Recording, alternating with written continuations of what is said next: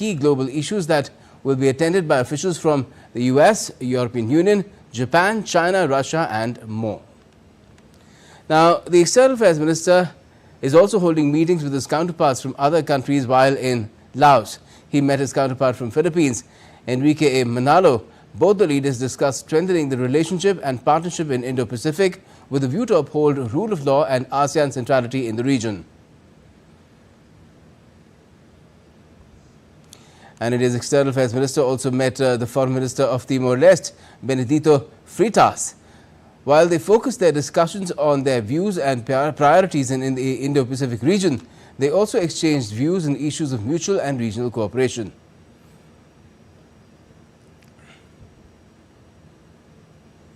Let's get you more on this from DD India's Jessica Taneja joining us from Delhi.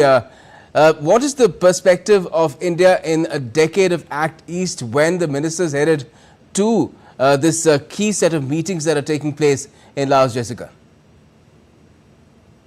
That's correct. It's been a decade of India's Act East policy. Remember, earlier it was called the Look East policy, and giving it a certain heft over the last 10 years. You've seen how the trade between India and the ASEAN nations has increased to more than $100 billion, touching close to $100 billion.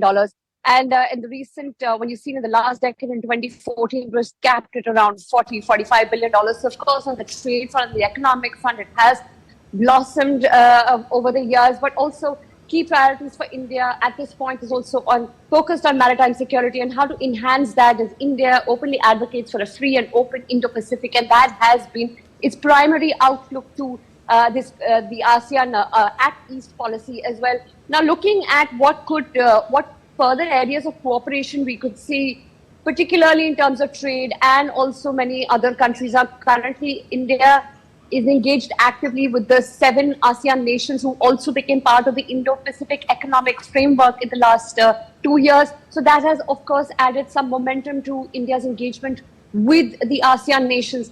And this visit perhaps cements India's further commitment to what it looks at as strengthening ties beyond very, very regional issues. And also this time around, you'd notice the point of contentions have been the civil unrest in Myanmar.